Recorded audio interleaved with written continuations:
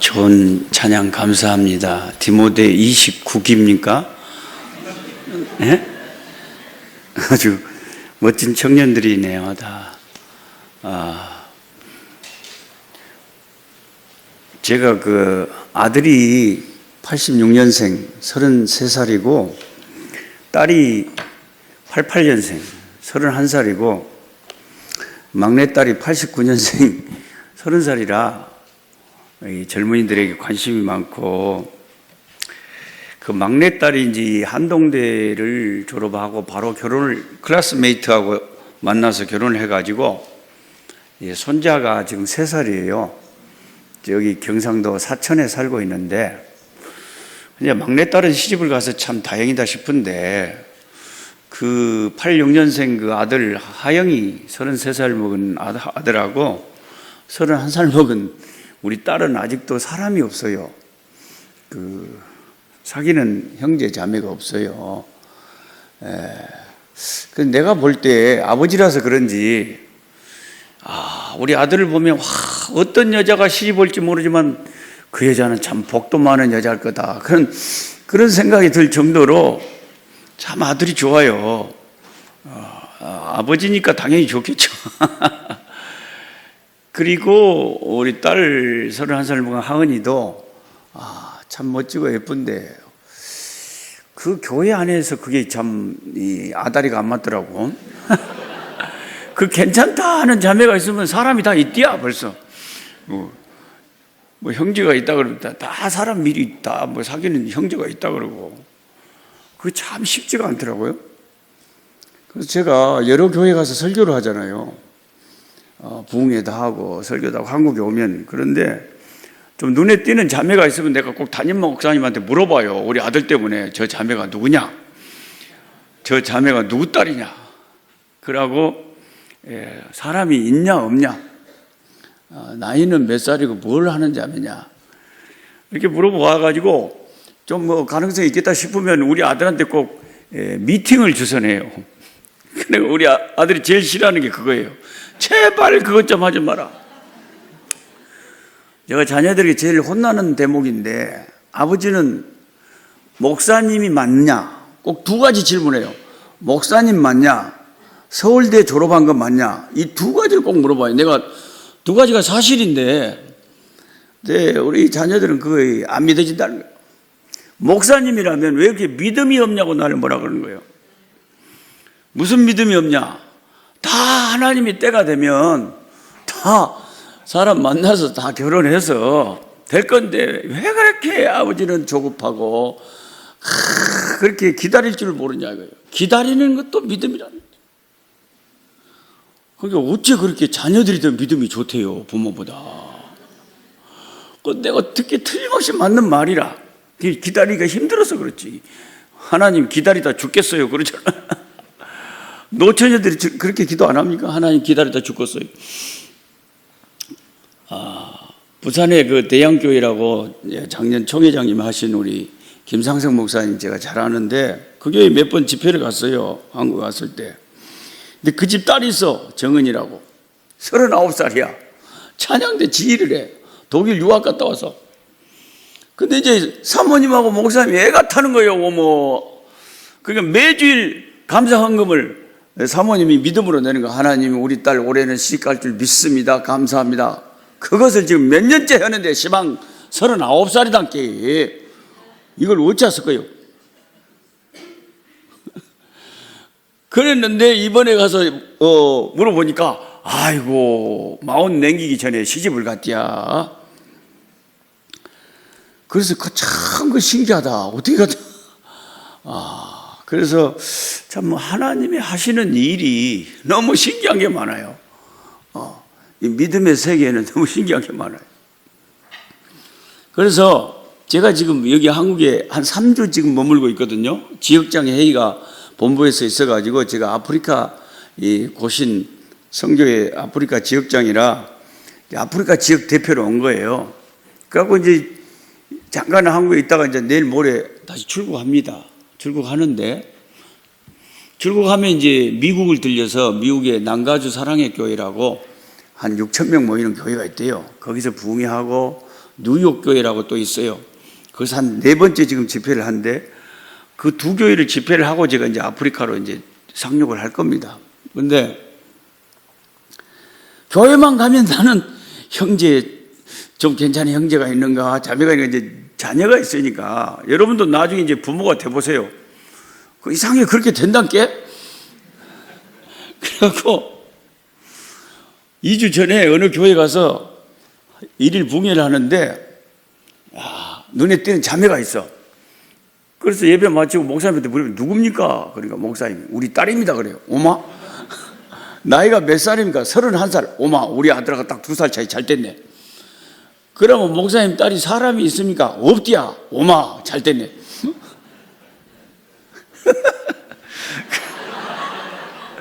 이거 우리 아들이 정말 싫어하는데 그래도 어떨 거요? 나는 사람만 보면 그게 본능적으로 물어보는데. 그래갖고 근데 우리 아들 참 효자라. 나 같으면 싫으면 안 할 것 같는데 꼭 아버지가 보라고 하면 아버지 마음 생각해서 한 번은 꼭 미팅을 해. 그래가지고 이제 지난주 토요일 날 이제 본 거예요. 우리 아들은 부산에 있고 그 자매는 서울 쪽에 있고 하니까 이제 와서 봤는데 부모들이랑 같이 점심 식사도 하고 젊은이들이 싫어하는데 뭐 하려고 그 어른들이 나타나냐고 그러는데 우리는 기어코 나타나가지고 한 번 더 보고 싶어가지고 나는 곧 아프리카로 가잖아요. 그 자매를 언제 더 볼 거요? 이 어른들 마음하고 젊은이들 마음은 완전히 다른 거야. 세대 차이가 이게 성격 차이보다 더 무서워요. 어른들이 생각하고 젊은이들 생각은 완전히 달라버린 거예요. 우리는 그 밥잔 먹고 당연히 자리를 내줄 건데 그 밥을 못 먹게 오지 말라고 난리를 치는데 우리가 알아서 한다고. 누가 뭐 알아서 못할까 봐서 가요. 한 번 더 보고 잡아서 가는 거지. 그래가지고 이제 기어코 이제 밥 먹으러 갔지. 그래갖고 같이 밥 먹고 우리 이제 물러나고 이제 자기들끼리 얘기하라고 이제 찻집에 이제 가서 그랬는데, 아니 나는 했으면 좋겠던데 그 목사님도 우리 아들이 마음에 드는지 좀 했으면 좋겠다 그런 것 같아요. 사모님도 마음에 들어 하시고 다 그런데 이제 끝나고 이제 밤에 이제 부산으로 내려가는 우리 아들한테 내가 전화를 해봤죠. 궁금해갖고, 하영아 어찌야 괜찮지? 그랬더니 우리 아들이 에이 안 되겠어요. 아닌 것 같아요. 그래. 이야 네가 뭐가 그렇게 잘났다고 그렇게 몸에 뭐가 그렇게 까다로냐? 뭐가 아니기는 뭐가 아니요? 그랬더니 아니 뭐 대화가 돼야죠. 뭐 대화가 왜 안 돼? 지금 뭐 학원에 강사님이시라는데 영어 가르치는 강사라는데 왜 대화가 안 돼? 그랬더니 아니 나는 심각하게 나는 천국이 많이 사모가 되고 또 하나님 나라에 빨리 가고 싶고 그런 생각이 들 때도 많다. 그러나 세상에 있는 것은 바울이 말한 것처럼 사명이 있기 때문에 세상에 있지만 내 마음은 항상 하나님의 나라에 있다. 그런 말을 했더니 자매가 한다는 소리가 자살 위험성이 있는 자살 위험성이 있는 형제네요. 이 말 딱 듣고 우리 아들이 이 자매가 참 엉뚱하구나. 그래가지고 이제 마음이 싹 가셔버렸대야. 어떤 영적인 대화가 안 된대요. 목사님 딸이 요즘 젊은이들이 너무 영성이 없다는 거예요. 얘가 30이 넘어서 한국에 와가지고 이제 예국에서 자랐으니까 예국 영주권자니까 한국에 군대 안 가도 되는데 부산의 큰 교회 목사님이 한 2,000명 모이는 합동적 교회 목사님 우리 아들을 선교지에서 와서 보고는 새벽 기도 하시다가 생각이 나셔가지고 그 교회 영어 예배부 사역자로 부르신 거예요. 국제 전화를 해가지고 이게 아버지 뜻인가 싶어서 얘는 이제 순종한다고 한국에 온 거예요. 그런데 이 방해하면서 사역할 줄 알았더니 갑자기 현역 판정이 나가지고 30이 넘어가지고 군대를 간 거예요.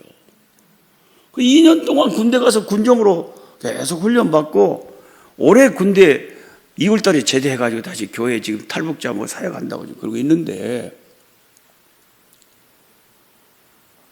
얘가 하는 말이 아버지 내 한국에 군대 2년 동안 있으면서 놀래 자빠져 버렸어요. 선교사 자녀도 많고 목사 자녀도 많고 장로 자녀들도 군대 많이 오는데 자기 그 성적인 순결을 지키고 있는 군인들이 한 명도 없다는 거예요. 그럼 그걸 막 자랑한대. 그런 죄 지은 것을. 그리고 그런 경험이 없는 사람은 무슨 병신 취급을 한다는 거예요. 그래서 얘가 한국에 와서 놀래 자빠진 거예요. 한국 실정을 알고 한국 문화를 이렇게 체험하면서 군대 가서 그 욕설하며 그 말하는 그 이런 그 내용하며 하고 그냥 놀래버린 거예요. 아니 선교사님 자녀들도 그런데 아이고 진짜 신앙 좋은 젊은이들 만나기가 너무 힘들어요. 아버지 왜 그런지 모르겠어요. 한국이 완전히 타락해 버렸어요. 그래서 자기가 내무반에 딱 들어가면 요 군인들이 그런데 야 하나님 들어왔다 하나님 들어왔다 그런데 자기는 그냥 정상적으로 신앙생활을 하는데 정상적인 신앙인들도 참 사회 속에서 들어가 보면 만나기가 힘들다. 선교지가 다른 데가 선교지가 아니라 한국의 중고등학생들, 한국의 젊은이들이 심각한 선교지라는 거예요. 한국의 젊은이들 가운데 참 하나님을 잘 섬기는 하나님 나라를 위한 아침 이슬 같은 청년들이 너무 드문 세대에 저와 여러분이 지금 살고 있다는 거죠. 오래 교회를 다니고 부모들이 다 직분자고 하는데도 신앙생활 잘하는 젊은이들이 그렇게 찾기가 힘들다는 거예요. 여러분 하나님 나라가 그립다는 말이 자살 농담으로 들립니까? 천국 빨리 가고 싶다는 말이? 얘는 진실하게 이야기를 하는데 전혀 실감이 안 나는 거예요.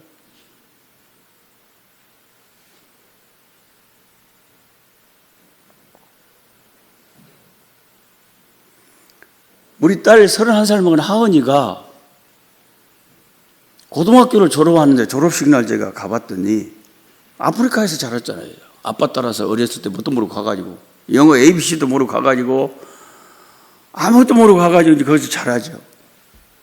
처음에는 고생하지만 결국 다 또 익히게 되잖아요.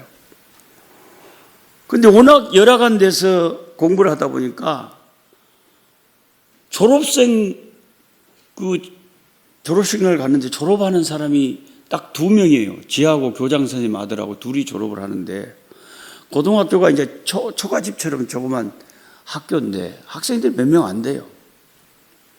지하고 교장 선생님 아들하고 둘이 졸업하래. 딱 졸업하더니 나한테 한다는 소리가 아빠 나 세계적인 대학에 한번 도전해 볼래요. 세계적인 대학이 어딘데? 제가 지금 생각하는 대학은 하버드, 예일, 프린스턴 3군데예요. 거기를 어떻게 간대 아프리카에서? 여기서도 시험 칠 수 있어요. 여기서 어떻게 시험을 친대야? 아니에요. 남아공에서도 미국 대학을 들어가기 위한 SAT 시험을 쳐요. 한국에서도 치고 남아공에서도 치고 미국이란 나라가 세계 인재들을 이렇게 많이 그 나라에 와서 공부시키려고 대부분의 나라에서 그 SAT 시험을 친대요. 그거 신기하다. 그리고 지가 이제 1년 동안 집에서 SAT 준비를 하는데, 지금 이모한테, 한국에 사는 이모한테 SAT 책 좀 보내달라고 하더니 지가 집에서 계속 공부를 하는 거예요. 그 1년 후에 시험을 쳤는데 이게, 모르겠어요. 뭐 800점, 800점, 800점 총 2400점 만점에 2300점을 맞았어요. 그 지가 생각할 때는 꽤 목표대로 잘 맞았다 그런 생각이 드는가 봐요. 뭐 아프리카에서 학원을 다녔겠어요. 지 혼자 공부해가지고 여러분 놀리지도 않은데 여러분이 한번 쳐봐요. 그게 2400점에서 2300점이 맞아지는 거 한번 쳐보란께.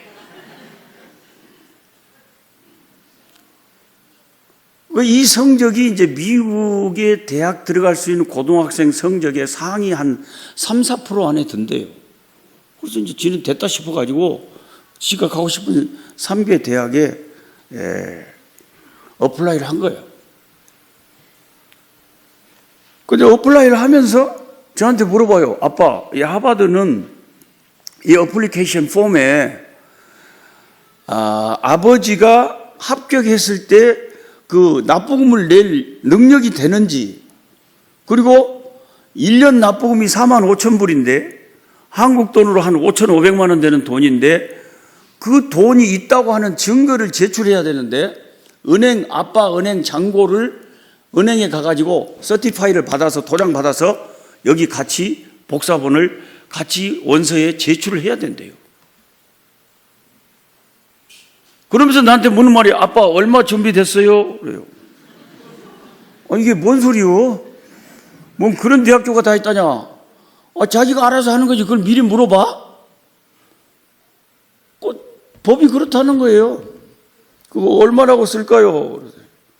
나 너를 위해서 준비된 게 없는데 네가 알다시피 선교사 아빠가 뭔 돈이 있냐? 그거 얼마라고 쓸까요? 그럼 빵이라고 써라.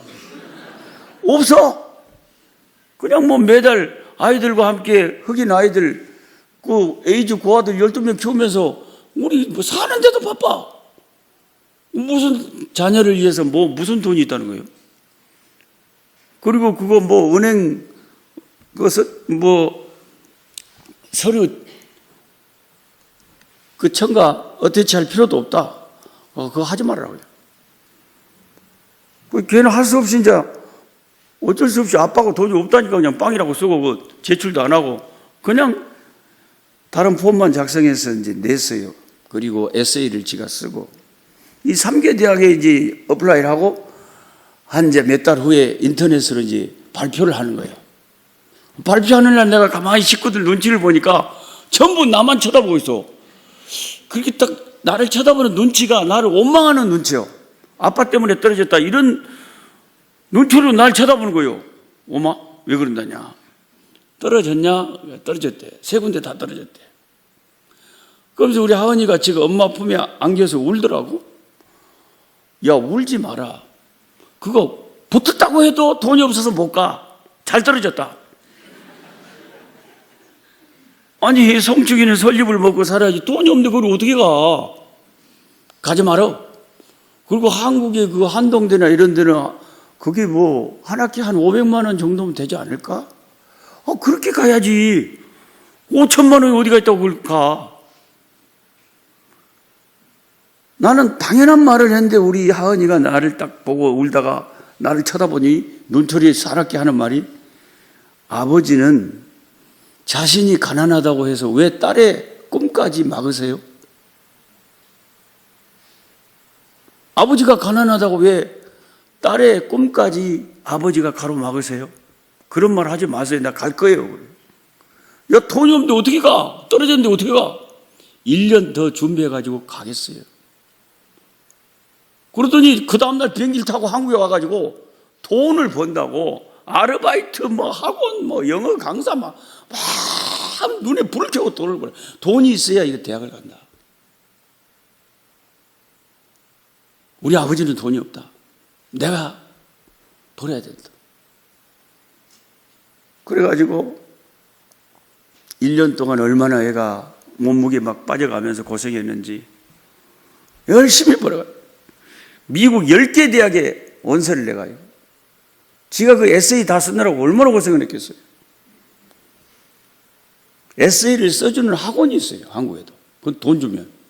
돈 아껴야지. 그래가지고 5개 대학에서 합격 통지서가 온 거예요. 그 5개 대학에서 지가 가고 싶은 대학 한 군데를 미국 텍사스 휴스턴에 라이스 대학이라는 쌀 대학이라는 우리가 압니까? 한국 사람들이 미국 대학을 라이스 쌀 그 대학에 가겠다고 정하고 왔어요. 아프리카에 이제 미국 간다고. 근데 우리는 몰랐는데 나중에 미국 사람한테 물어보니까 미국 학생들도 들어가기 힘든 대학 중에 하나래요. 거기가 그 미국에서 별명이 남부의 하버드라 그랬는데요. 라이스를. 휴스턴의 라이스를. 미국 애들도 잘 못 들어가는 거예요. 거기를. 휴스턴에 사는 애들도 못 들어가는 거예요. 그러니까 얘가 이제 그런 거 알 거 아니에요. 지가. 나 여기 간다. 그래가지고 그러면 너 5천만 원 납부금 벌어 왔냐? 그랬더니 돈 하나도 없어요. 그래. 아니 1년 동안 번 건 어째 불고? 이거 오려고 하는데 내가 출석하던 교회가 새로 예배당 증축을 하는데 목사님이 너무 은혜스럽게 설교를 해가지고 내가 마음에 감동을 받아서 교회당 증축하는데 다 바쳐버렸디야. 내가 그 말을 들으니까 아버지지만 소름이 돋더라고요. 야, 누구 딸이다냐 시방. 뭐 이런 딸이 다 있잖아요 세상에. 내가 목사지만요 그 딸의 그 말을 딱 듣는 순간 존경심이, 어떻게 이렇게 하나님을 믿는 사람이 다 있다냐. 지가 1년 동안 꿈을 가지고 그 고생하면서 그 번 피 같은 돈을 교회에 다 바쳐버렸다는 거라.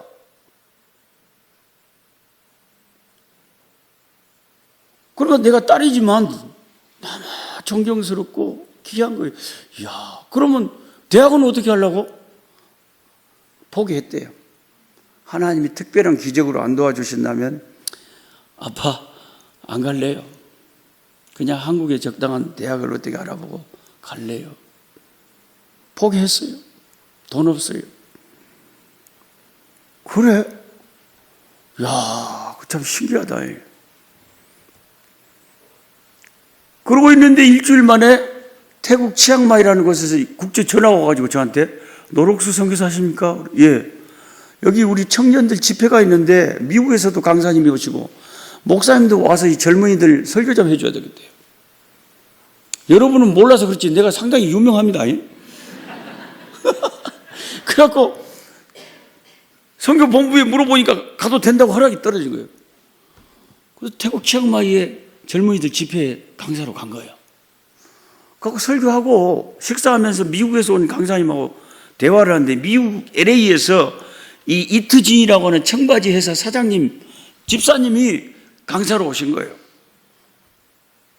그 식사를 하면서 우리 딸 얘기가 나왔는데 우리 딸이 미국의 휴스턴의 라이스 대학에 합격했는데 그 사장님이 깜짝 놀라고 아이고 좋은 대학에 가게 됐네요. 근데 못 가게 됐어요. 왜요? 우리 딸이 돈이 없대요. 그럼 아버지가 보내야지 딸이 없다고 못 보내요. 나도 없어요.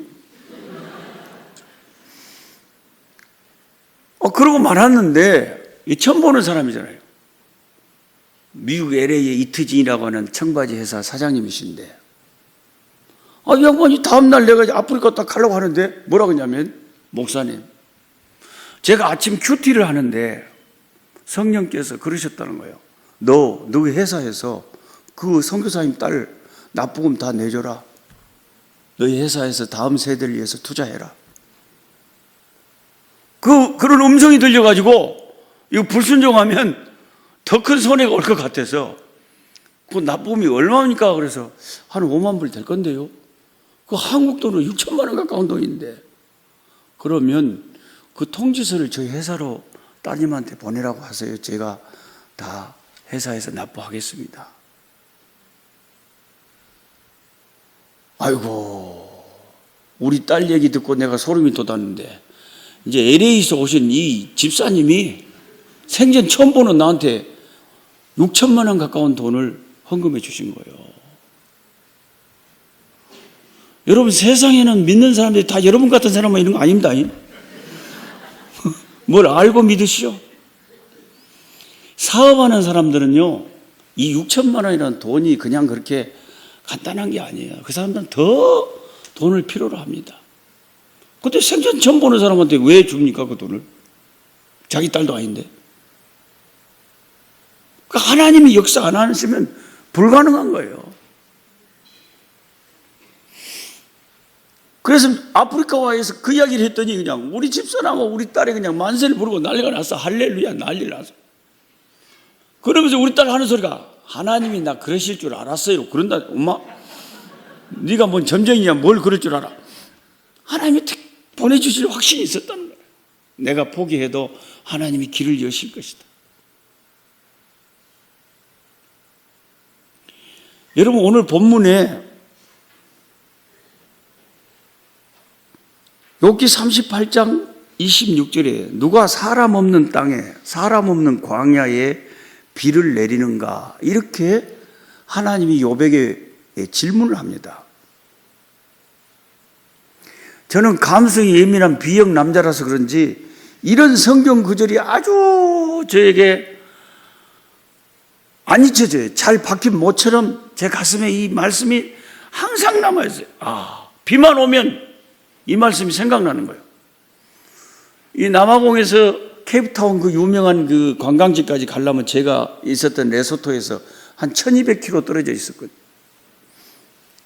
1200km를 차를 몰고 가려면 새벽 4시에 출발해갖고 밤 10시에 도착해요. 그런데 그 레소토에서 케이프타운 가는 이 일본 국도를 쫙 고속도로를 타고 가면 그 옆에 좌우에 사람이 살지 않은 광야 딱 펼쳐져 있어요. 그러면은 이 도로가 저 끝으로는 하늘하고 닿아 있어요. 직진으로. 한국에서는 상상할 수 없는 일이죠. 옆에는 다 광야예요. 사람도 안 살아요. 그런데 거기 비가 오는 거예요. 여러분이 한번 물어봅시다. 광야에 비가 오면 사람이 알아요? 몰라요? 몰라요. 오는지 안 오는지 아무도 몰라요. 누구만 아느냐? 하나님만 아세요. 그런데 왜 하나님이 광야에 비를 내립니까? 지금 하나님이 욥에게 묻는 질문이에요. 누가 광야에 비를 내리느냐 하고 욥에게 물어보는 거예요. 하나님이 욥기 38장에 나타나셔가지고 욥에게 계속 질문을 하는데 욥이 한마디도 대답을 못하는데 그 질문 중에 하나가 누가 사람 없는 광야에 비를 내리느냐고 묻습니다.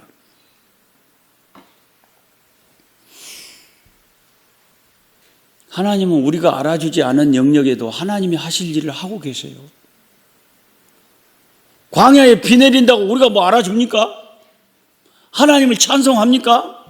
하나님 감사합니다. 누가 말한 사람 아무도 없어요. 왜요? 광야나 사막은 사람이 살지도 않아요. 그거 비가 내리든가 말든가 아무도 관심도 없어요. 그런데 하나님은 여전히 광야에 비를, 사막에 비를 내리신다는 거예요. 왜요? 거기 들짐승이 살거든요. 거기 풀이 자라야 되거든요. 사막에서 자라는 나무가 있거든요. 이 천지를 지으신 하나님은 자기가 지은 이 피조물에 대해서 책임감을 가지고 심판할 때까지 유지하시고 공급하시고 충만케 하시고 채우시고 역사하시거든요. 우주를 지으신 분이 우주를 붙잡고 이 우주를 채우시는 하나님이십니다. 욥이 하나님 앞에 뭐라 그런지 아세요? 너무 하나님 잘 믿었는데 고통이 많이 와가지고 하나님이 눈이 있어서 내 고난을 볼 수 있을까? 귀가 있어서 들을 수 있을까? 그런 말을 하나님 앞에 해놓으니까 하나님이 너무 욥의 말에 기분이 상하셔가지고 욥에게 나타나서 너 말 잘한다. 너 무식한 말로 진리를 어둡게 하고 있는데 내가 질문하는 대답에 한마디라도 대답해봐라 하면서 별의별 질문을 다 하시는데 그 중에 하나가 사람 없는 광야에 누가 비를 내리느냐 이 질문을 하고 있는 겁니다. 욥이 속으로 뭐라 그랬겠어요? 하나님이 내리시잖아요. 그래? 그럼 내가 내리는데 내가 왜 광야에 비를 내리겠냐? 거기 있는 들풀이나 들짐승 먹이시려고 그러신 거 아니에요? 그렇지. 네 인생이 광야같이 이렇게 힘들고 사막같이 이런 고난 속에 있을 때 내가 사람 안 사는 광야에도 비를 내리는 내가 왜 네 인생의 광야에 은혜의 비를 내리지 않는다고 너 미리 결론을 내린 거냐? 너 왜 그렇게 조급하게 결론을 내렸느냐? 하나님이 정작 하고 싶은 말은 욥의 믿음 없는 것을 질타하시는 거예요. 눈을 들어서 산을 보아라. 천지를 지으신 하나님이 네 인생을 붙잡고 있는데 너 좀 고난당해서 힘들다고 너 나한테 그렇게 말할 수 있느냐? 뭐? 하나님이 눈이 있어서 볼 수 있느냐고? 눈을 누가 만들었는데? 하나님이 귀가 있어서 들을 수 있느냐고? 귀를 누가 만들었는데? 내가 만들었는데. 내가 다 네 신음과 네 고통과 네 아픔을 보고 듣고 다 있다. 내가 누군지 아냐? 사람 안 사는 광야에도 비를 내리는 하나님이다.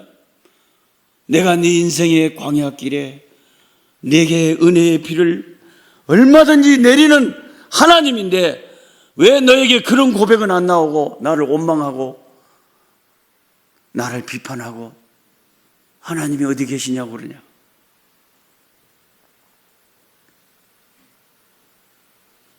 주님이 하시는 이 말씀 좀 이해가 되십니까? 이런 부분이 이해가 되면 여러분 욥기가 쉬워집니다. 욥이 이 하나님의 질문을 듣고 완전히 회개했잖아요. 완전히 사람이 달라져 버렸잖아요.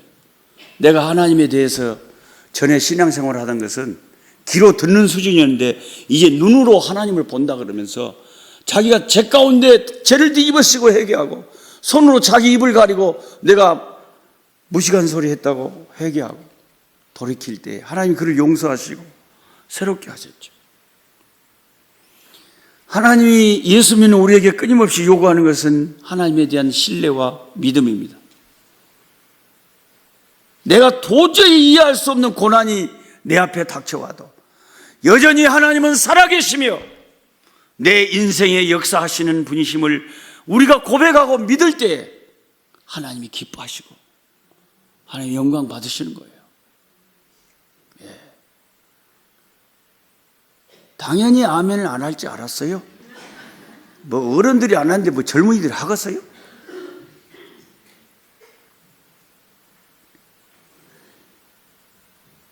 우리 하은이가 정말 하나님을 신뢰한 거예요. 하나님이 살아계시고 원하신다면 나를 대학 보내주시겠지.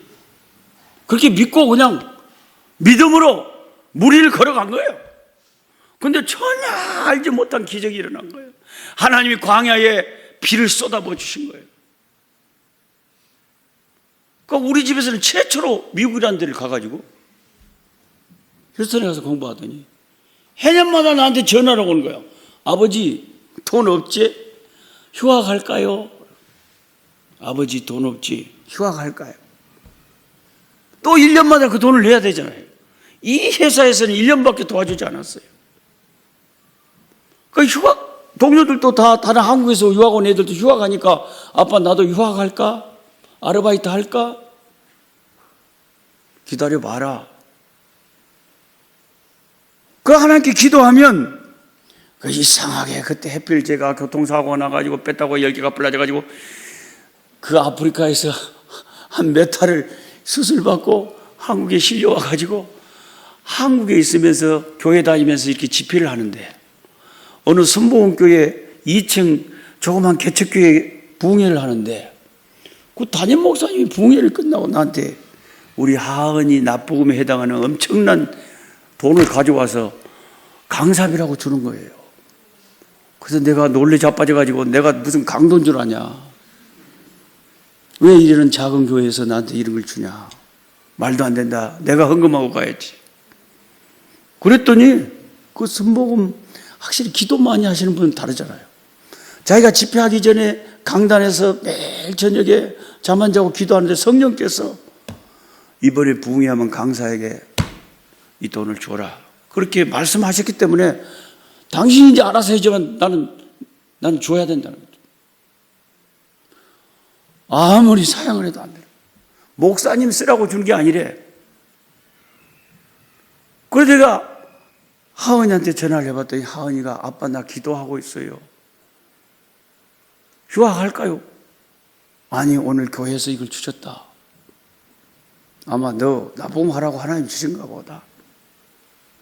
그래가지고 4년 동안 한 번도 휴학을 안 하고 졸업을 하는데 하나님이 그 광야에 비를 내리시는 하나님이 이 아이의 인생길에 은혜의 비를 때를 따라서 내리셔가지고 졸업식 날 처음으로 저도 딸 때문에 미국 가봤어요. 우리 아내랑 휴스턴 가봤는데 그 대학에 졸업식을 하는데 감사하게도 우리 딸이 올 A 알란가 몰란가 모르겠는데. A가 아닌 게 하나도 없어. 1학년부터 4학년 전부 올. 그래서 지가 무슨 클럽에 사인한다고 나를 데리고 와요. 뭔 클럽인데? 파이, 베타, 뭐 카파, 파이, 베타 무슨 클럽이래요. 그게 나도 잘 기억이 안 나는데 이게 무슨 클럽이래요. 그러니까 이 클럽에서 미국의 대통령 16명이 나왔다는 거예요. 그러니까 그 미국 대학을 졸업하는 학생들 가운데 아주 성적이 뛰어난 아이들에게 그 클럽에 가입할 수 있는 자격을 준다는 거예요. 뭐 우리 한국에는 뭐 백정현인가 뭐 박정현인가 누가 그 클럽의 멤버라 그러더라고요. 나는 그런 거 잘 몰라요. 하여튼 여러분 인터넷에 뭐 파이 베타 카파 클럽 한번 쳐보세요. 그런 게 있더라고요. 뭐 아무것도 모르고 우리는 사는데.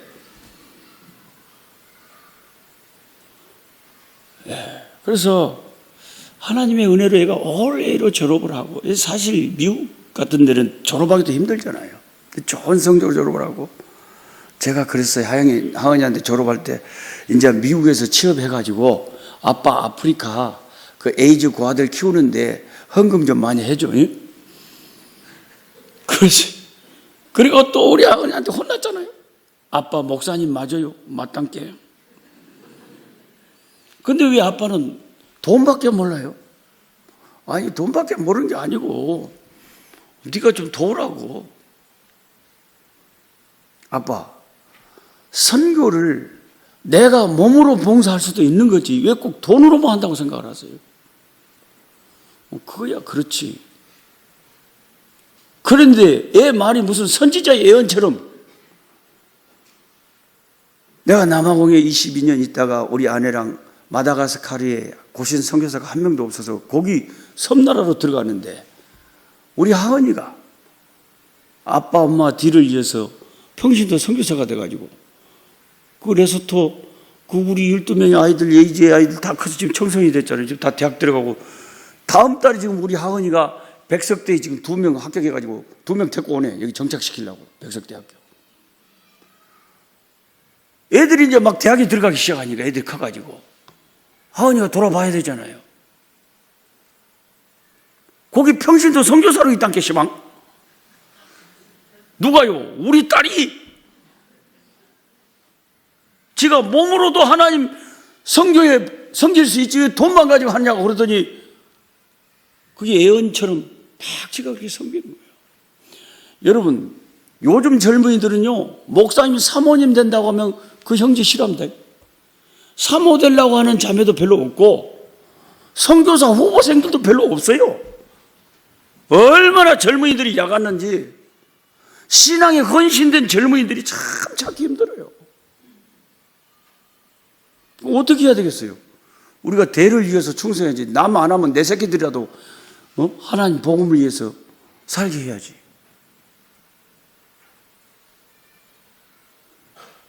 그 제가 마다가스카르 섬에 있지만 정기적으로 비행기를 타고 우리 딸 이제 내가 재정적으로는 다 지원을 해줘야 되니까 가보면요 세상에 31살 먹은 우리 딸이 처녀가 지 방에 큰 개를 해피라고 레브라도 겁나게 큰 개를 득 지 방에다 데리고 자는 거예요. 왜?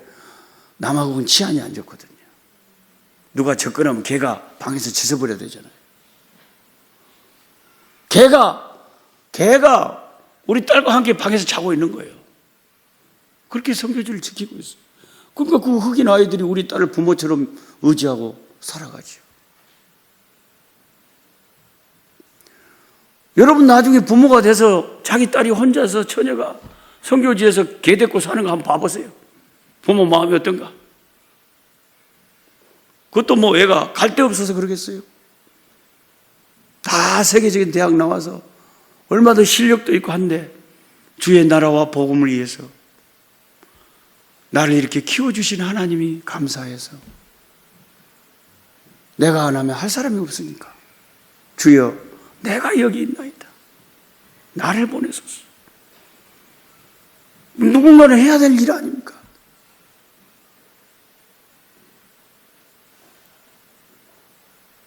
어떤 목사님이 그러시더라고요. 우리 아들 얘기를 했더니 요즘은 사모 되려고 하는 이 여자 청년들이 별로 없대요.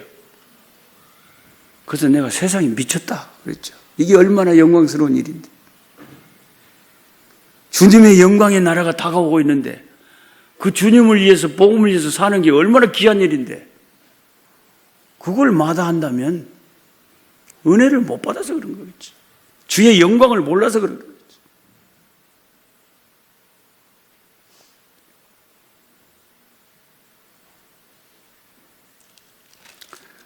제가 마다가스카르에 있으니까 우리 서울 시민교회 우리 젊은이들이 이 예배 드리는 여러분들 좀 단기 선교라도 자꾸 오세요. 와서 좀 봐보세요. 재밌습니다. 선교 현장을 자꾸 와봐야 돼요. 그런 좀 야성을 가지세요.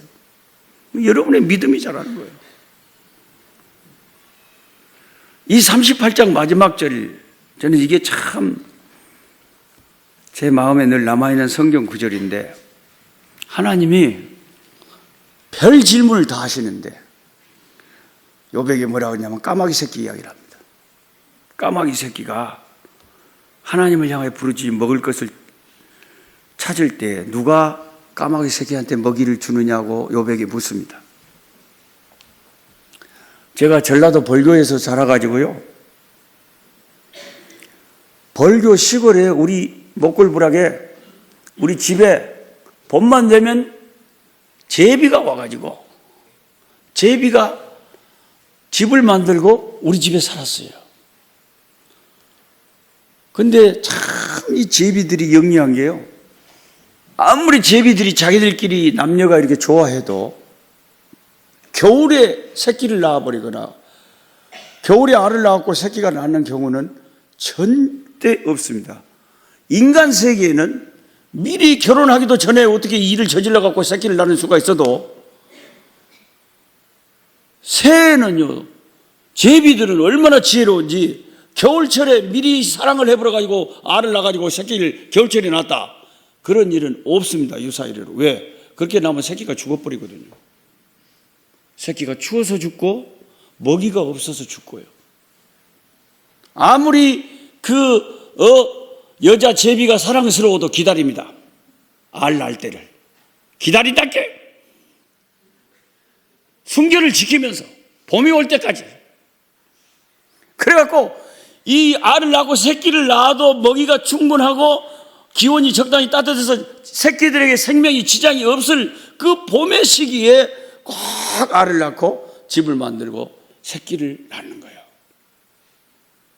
사람보다 낫죠. 누가 그런 지혜를 줬대요? 하나님이 주셨대요.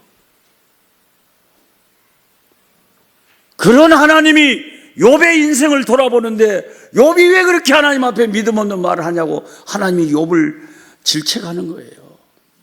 네가 제비 새끼보다 못하냐고. 내가 제비 새끼도 돌보는데 왜 네 인생을 돌보지 않는다고 너는 그렇게 생각을 하냐, 그런 말을 하냐고 욥에게 하나님이 질문하신 거예요. 욥이 이런 질문을 듣고 회개 안 하겠어요? 회개할 수밖에 없죠. 자기 믿음 없는 걸로. 근데 제비 새끼가 이게 나면 한 6마리 정도 나는데 어쩌면 그렇게 똑 사이즈에 맞게 새끼를 낳는지 모르겠어요. 너무 많이 나보면 새끼 떨어져 죽어버리거든요. 그죠? 너무 둘이 애정이 깊어가지고 알을 너무 많이 낳으면 새끼를 너무 많이 낳으면 새끼 떨어져 죽어버리잖아요. 그 집에 사이즈에 맞게 한 6마리 딱 나가지고 얼마나 영리한지 이 엄마가 먹이를 물어와서 2번 제비 새끼 입에 딱 집어주면 그 다음에 아빠가 먹이를 물어와서 3번 제비 새끼 입에 정확하게 집어줘요. 한번 쳐다보고 있어봐요. 그 신기합니다. 엄마 제비하고 아빠 제비하고 핸드폰도 없어. 저들끼리 커뮤니케이션도 안 해. 야, 2번 먹였다. 여보, 이제 3번 가서 먹여. 왜냐면 이 새끼들은요, 금방 먹어놓고도 전혀 안 먹은 척 하면서 입을 사정없이 벌려버리니까 엄마가 헷갈리지. 얘 어디까지 먹였나? 우리 남편이 몇 번 먹였지? 헷갈릴까요? 안 헷갈릴까요? 사람이 봐도 헷갈린다는 게 다 똑같이 생겨갖고 그냥 입을 사정없이 벌려버리는데 이거 어느 위 지방 조금 전에 먹었는지 전혀 헷갈린다니까요. 근데 제비 이 엄마들은 그걸 전혀 아빠랑 헷갈리지 않고 정확하게 2번 먹였으면 그 다음 아버지가 와서 3번 탁 입에 여쭤보고 아무리 금방 먹은 3번이 입을 찢어라고 난리를 벌려도 날라온 아버지가 냉정하게 4번 입에 싹 집어줘 버려요. 그걸 보고 있으면서 이 지혜와 이 새들의 이 생존 이런 지혜가 누구로부터 왔냐? 하나님으로부터 왔다. 그 제비 새끼를 만드신 하나님. 그러면서 하나님이 욥에게 하고 싶은 말은 내가 제비 새끼도 이렇게 먹여 살린다. 근데 내 종 욥을 내가 왜 있겠느냐? 내가 얼마나 너를 사랑하는데. 그런데 너는 왜 그렇게 고난에 짓눌려가지고 믿음을 잃어버리느냐? 그렇게 욥을 질타하시자 욥이 회개한 거죠.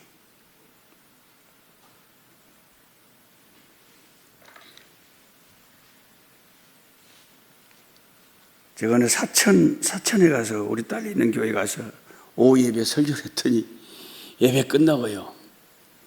어떤 할머니가 기역자로 꺾어진 할머니가 나한테 오더니 권사님이신가 봐요. 목사님, 이게 제가 가진 거 전부예요. 그러면서 그 교회 봉투에다가 저한테 성교비라고 뭘 줬어요. 그 보니까 딸랑딸랑한데 한 200원 정도 든 것 같아요.